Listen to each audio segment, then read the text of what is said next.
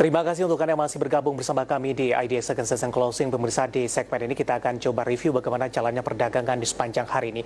Kami ingatkan kembali Anda masih bisa secara aktif berpartisipasi di telepon interaktif kami di 021 di 515 di 3170 dan juga ada WhatsApp interaktif kami di 0812 di 1398 di 3749. Anda bisa bertanya secara langsung terkait dengan koleksi saham Anda sampai sejauh ini ataupun Anda ingin masuk kepada saham-saham tertentu, level menarik berapa saja yang bisa diperhatikan baik untuk investasi jangka pendek, jangka menengah ataupun untuk jangka panjang.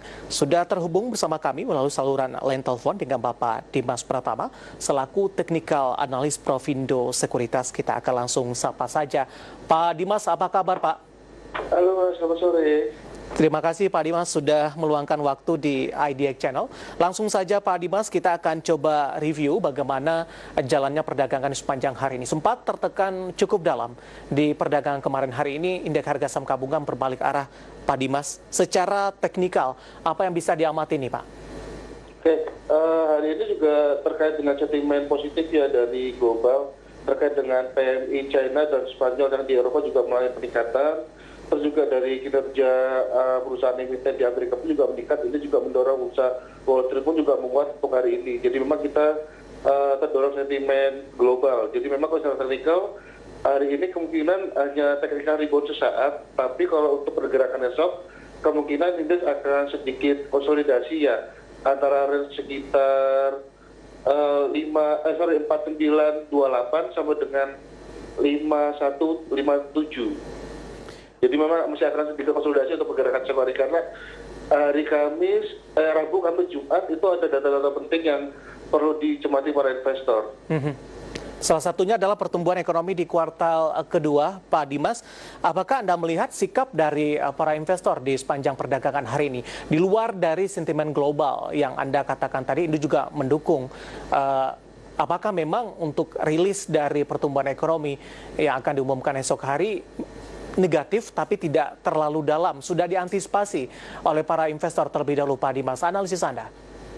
Oke, kemungkinan kalau pernyataan dari Menteri Keuangan kita mungkin akan negatif sekitar 5% ya, dan itu juga boleh dibilang apalagi kalau pemerintah mencadangkan tahun depan itu juga cukup besar untuk dana kelonggaran dari GDP kita ya terhadap segala macam, dan kemungkinan juga akan masih negatif lah untuk kuartal 2 saat ini. Jadi memang harapannya kita baru akan recovery di kuartal 3. Jadi memang kemungkinan pergerakan market untuk esok pun juga masih akan konsolidasi ya. Jadi mengantisipasi rilis data yang kemungkinan agak negatif untuk esok hari.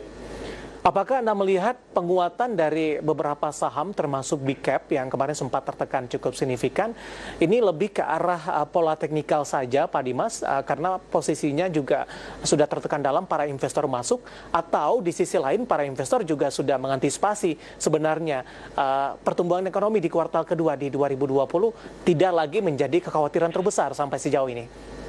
Oke, untuk pergerakan kemarin sebenarnya kita agak flashback dikit ya, di hari Jumat kita hari libur. Hari Jumat di mana kita rilis data Eropa juga buruk, kontraksi 11,9%, dan itu juga membuat kita sedikit panik di hari Senin, dan hari itu juga rebound lagi didukung oleh sektor infrastruktur, konsumer, aneka industri, dan juga terutama di fokus di konsumer ya. Kenapa? Yeah. Karena konsumer kebanyakan emitennya menumbuhkan kinerja yang positif untuk di kuartal 2 dan semester 1. Dan ini sebenarnya membuat kita sebenarnya sedikit optimis ya. Masih optimis lah untuk ke depan. Kenapa? Karena base pertumbuhan kita sebenarnya masih didukung oleh konsumsi, dan harus itu dijaga untuk ke depannya. Jadi memang ini hanya sifatnya teknikal rebound untuk perdagangan hari ini. Jadi investor perlu mencermati lagi untuk mungkin 3 hari ke depan ya, untuk menahan, agak sedikit menahan diri untuk pergerakan di esok hari dan juga sampai dengan akhir pekan. Baik, Pak Dimas berbincang terkait dengan sektor konsumer. Kebetulan tadi juga kita sampaikan ada listed companies update kita, Pak, ada ICBP yang hari ini mengalami penguatan signifikan, 7,80% penutupan sesi kedua, dan level 10.000 sudah disentuh oleh ICBP. Nah, yang menarik juga adalah ketika perdagangan kemarin indeks harga saham gabungan mengalami tekanan cukup dalam, saham-saham berguguran, ICBP merupakan salah satu saham yang justru bergerak di zona hijau. Analisis Anda, apakah memang ini sudah respon dari para investor terkait dengan rilis kinerja mereka di kuartal kedua 2020 yang Anda katakan positif tadi, Pak Dimas? Ya, balik lagi kalau untuk secara teknikal ICBP hari ini close di 10.025 ya, kemungkinan esok hari akan terjadi profit taking. Tapi kalau secara valuasi dia masih ada sekitar 11 ribuan, jadi memang masih ada ruang untuk menaikkan sekitar 10% lagi ya. Jadi memang kinerjanya pun positif, juga merespon hari ini ICBP dan Indofood pun juga naik, dan kemarin pun juga setelah persetujuan ini ya untuk akuisisi Fenwil sebenarnya memberikan positif untuk ICBP dan Indofood untuk kedepannya ya. Lebih ke arah untuk jangka panjang ini Pak, proyeksi dari untuk ICBP. Rekomendasinya Pak Dimas bagi yang sudah ambil posisi dengan rawan profit taking yang Anda sebutkan tadi Pak? Ya, untuk ICBP yang sudah punya sebaiknya jualan dulu antara 10.100 sampai dengan 10.200. Ya. Jadi itu level trend dulu ya untuk hari ini. Kalau untuk Indofood-nya, Indofood kita juga rekomendasi on trend karena sudah terkena di posisi 6.800 itu merupakan resisten kuat. Jadi memang perlu diwaspadai, kemungkinan dia akan berbalik arah lagi menguji sekitar 6.600. Bagi yang belum ambil posisi Pak, ingin berpartisipasi lebih kepada wait and see terlebih dahulu? Ya, untuk saat ini lebih konsolidasi wait and see dulu ya. Kenapa? Karena rawan profit taking dan juga pasar mengantisipasi untuk rilis data yang kemungkinan esok hari akan dirilis dari GDP dan juga GDP US pun trade balance US malamnya. Ini juga membuat investor nampaknya agak sedikit menahan posisi untuk esok hari. Baik, rekomendasi untuk ICBP. Tadi pun juga sempat Anda singgung, INDF yang hari ini juga menguat di 4,25%, 6.750. Apakah rekomendasinya juga sama, Pak Dimas? Sama, sell trend, jadi yang sudah punya sebaiknya kalau ada kenaikan jual dulu, kemungkinan dia akan berbalik arah ke sekitar 6.600 untuk level buyback lagi.